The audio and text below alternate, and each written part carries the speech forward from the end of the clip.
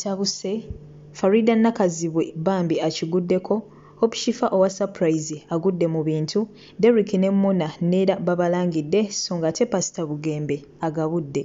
Kale ago n'agasingawo goba olindirira mu bujjuvu.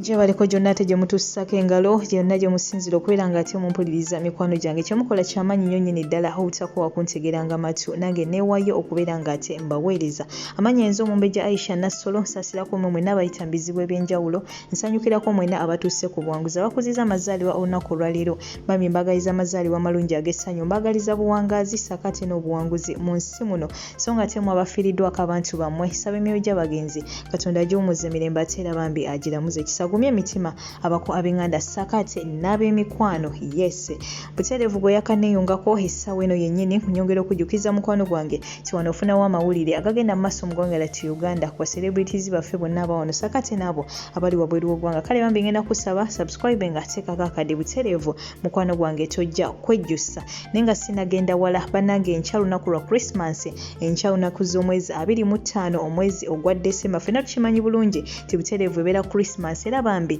mbagaliza mwena Christmas ennungi banaye mbagaliza omwaka omujja gubeere ogw'emirembe n'essanyu mwebale kuwagira page yaffe eno banange mwebale nnyo mwebali eddala kyemukola ky'amaanyi nnyo nnyini ddala nsaba Katonda abasasulemu ate ekisinga obulungi mu budde bwammwe bambi bwe mumala wano eno ng'ate muwuliriza byonna ebigenda maaso waneeno wabula ng'ate obutakumalira budde kantandikirewo ate nagandese essaawa eno yennyini naye nga toseetuka genda kuba ate nkomawo namala mangi nnyo nnyini ddala banna abaana abawala mulekerawo okubuukira buli kimu kye mulabye okitegeera ogenda ova e Uganda ng'olina pulaani zo n'otuuka eno ku kyeyo n'ofuna groups n'okyusa ebirowoozo byo abaana bangi muli mutoloka naye nga tolina nsonga lwaki otolose otoloka olw'okuba gundi yatolose nawe n'ogamba otoloke woli tebakumma mmere tebakuyisa bubi tebakumma salale ne n'osalawo otoloke olwa peer groups okitegeera abaana bangi bafuluma mu kiyumba n'omusanga weeru ng'amazeeyo emyezi 6 oba 7 naye nga talina yadde million 2 ku akawunti ate abalala nga bafunye n'embuto ebyo si ebindeeso bagamba ashakama bamukwata okitegeera ate tugamba nti okutoloka kubi kubanga eri abatoloka nga balina ebigendererwa byabwe ebitegeerekeka okiraba ashakama bamukwata era mulwadde nnyo ziringa kati ennaku 4 oba 3 nga bamukwata mulwadde nnyo naye obwe ebifaananyi byonna tubikutte ku deportation center bw'otuukawo wali toddamu kuyoya kutoloka kubanga wabi nnyo mukwano gwange ng'ate we tubiwulidde byebyo byatuuka ku munnaffe oyo ashakama ffenna ndowooza bambi tumumanyi bulungi oyo tiktoka mwana muwala oyo yavangayo n'akola bambi busikiiti bwe ate awo ku mukutu ogwa Facebook saakaate ne tiktok bambi byebyo byamutuukako yagenda n'atoloka nga naye w'obiwulidde wekyogeera essaawa eno ate ali ku deportation center kyokka nga tebagamba nti bambi embeera gy'ali mu si nnungi so munange gwe wenna ali eyo kineno kikuwe kyakuyiga gwe wenna mukwano gwange mpuliriza banaye nga tonnatoloka bangi nnyo batoloka munaye ne bagetinga successful eyo gye batolokedde wabula abamu batoloka ate ne basirana so munaye nga tonnatoloka kuvaawo wonna wooli sijja kugamba nti totoloka kuba munaye embeera gy'oli mu gwosinga okubeera ng'ate ogitegeera so mukwano gwange sigenda kugamba nti totoloka wabula nga tonnatoloka munnange sooka weegendereze wajjo dda tomala gatoloka gafula munnange ojja kufiira mu bintu by'otategeera sinakindi ate ojja kwesuula mu buzibu ate abamu bo batoloka nga sigamba nti wali embeera mbi wabula munnaye ng'atoloka lwa ssente bannange tuyige okukusa emitima gyaffe oba wajja nga wajja kukola mu nnyumba malako contract ddayo ewaka yiiyo ate genda ku mulimu omulala gw'oyagadde wabula si kujja ozze kola mu nnyumba ate banno batandise okukubalira jangu muguno omulimu wano gufuna totoloka butolosi kudduka ojja kwereetera ebizibu baana bangi nnyo batoloka ne bafuluma abweru nga ate ne bakomekereza nga beeyingiza mu ttagali so banange baganda baffe bonna bali mu deportation centers tugende maaso n'okubeera nga tetubateeka mu ssaala wabula ate naffe oba oliawo abatannazigendamu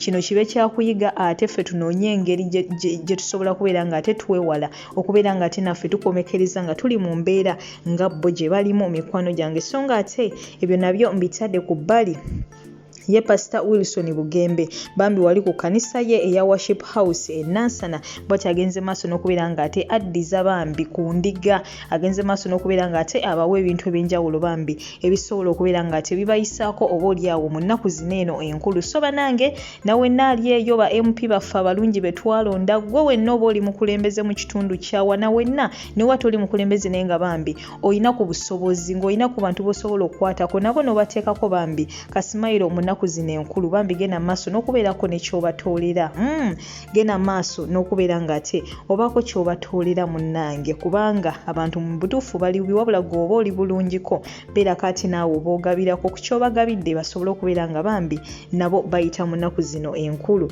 so nga ate Pastor Wilson Bugembe tugenda mu maaso n'okubeera nga ate tukwebaza omutima ogwo omulungi namwena mwenna bagenze maaso n'okubeera nga ate mubaako kye mutoolera ku bannammwe oyo gye muwangalira bambi mwebale nnyo mwebalire ddala so nga ate ye Faridah Nakazibwe mukazi wattu akiguddeko Zahara Toto bw'atyo yavuddeyo ye n'ategeeza mbu nze sobola kwagala Sekadaama nga munnaffe omu akola ku TV emu emunanga ate yagenda maaso n'okubeera nga ate ayagala Sekadaama kugamba bingi nnyo bingi ddala Zahara Toto bye yagenze maaso n'okubeera nga ate ayogera wabula nga yadde teyayogedde linnya embutuufu oba osobola okutegeera ani gwagamba kubanga ffenna tunakijjukira bulungi nti bambi Faridah Nakazibwe ye mukyala eyagwa mu ttagali oyo yagenda n'afuna omusajja n'amulimbalimba ongera munnange w'omanyi abantu abamu nagenda maaso n'okubeera nga ate amulimba akola mulimu mulala amugambye ebirala so bambi ye Zahara Toto yavuddeyo kwegamba ng'alinga atandise okubeera nga ate ayagala okukwata ate mu kiwundu ekyakala kugamba akitaganjula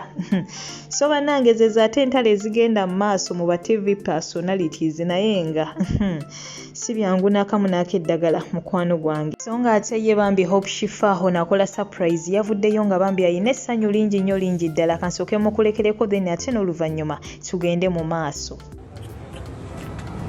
katulabe wano Baba Media Group Baba obusoga bulayire outstanding performance certificate proudly presented to Wewunyisa Omwagalwawo for best program of the year omanyize yanyo obujulizi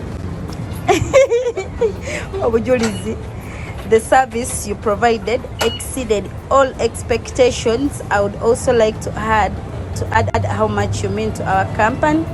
Every idea shared and every opportunity seized by you helped us achieve the heights. Thank you and keep up the good work. General Manager na signing best choice. Yes. Ate munagamba bigambo byange. Aha, nakawombe wawe. We thank God. Current situation. We're ready for mu luzungu bagamba nti hard work pays. Oyo mukyala Hope Shifah musanyufu okufa obufi olw'ensonga kibambi program Wewunyisa Omwagalwawo ate gye basunsuddemu nga ye program esinze mu mwaka ogwa 2021 ku Baba TV. So bambi yavuddeyo ng'alina essanyu pitirivu nnyo nga nawe w'omulabye bambi agamba bannange ekineno ate kye tutuuseeko era bw'atyo yakuŋŋaanyiza abamu ku bafans be ne bagenda ne basala ku keeki awo bambi ne bagenda maaso n'okubeera nga ate beesanyusaako ng'omwaka guwedde kate neggulo nazze ne mukutuusako ng'era still balina amawanga gye bagenza okubeera nga ate bambi bagabako ku charity bakugamba bagezako okubeera nga balina obuyambi bwe bagabira abantu abo abatalinaako mwasiriza oba bambi abatali bulungi. So bambi Hope Shifah tukuyozaayoza munnange olwakino kyewagenze maaso n'okubeera nga ate otuukako hard work pays, hard work and patience bannange pays. Buli omu kyonna kyokola genda maaso n'okubeera nga ate okola nnyo mukwano gwange ng'okakasa tebijja kukussala. So nga ate okubeera nga nkusiibula ye Muna ne Derick basajja mukazi wattu ne musajja wattu bano bo munnange waliwo mwana muwala eyayita Doni Asia ye bano yasalawo okubeera nga buli kadde abalumba buli waawulira nti bakozeeyo kano na kano agenda maaso n'okubeera nga ate abalumba n'aboogerera n'abavuma n'abalangira bingi nnyo bingi ddala era nga buteerevu ngenda kuba mukulekerako naawe ogende maaso n'okubeera nga ate omwewulirako naye nga mbagala nnyo mbagalira ddala musule bulungi temwerabira ate olunaku olw'enkya of course ngenda kuba tenyingirawo n'amawulire amalala mangi nnyo mangi ddala musule bulungi abankumire atakumira mpeera goodbye for now. Komyewo nga bulijjo era n'ensonga za Muna 256 k'otadde n'omwagalwawe Derick wa radio Congratulations. Musayininze nera contract. Now my question is, ekyabatwala Uganda kugenda kuwamba Uganda. Hadini mwalabanga we munaba muzeyo mu nsi yammwe mugenda kikuba. Nga temwabaddeyo ku awards. Bana muzira wangudde. Hey! Mukwano gwange muna omubwat ozise future yo mutaka. Ogenda kujjukira nga kiri too late. Inga tokyalina fame abantu tebakyakuwa matunda maaso.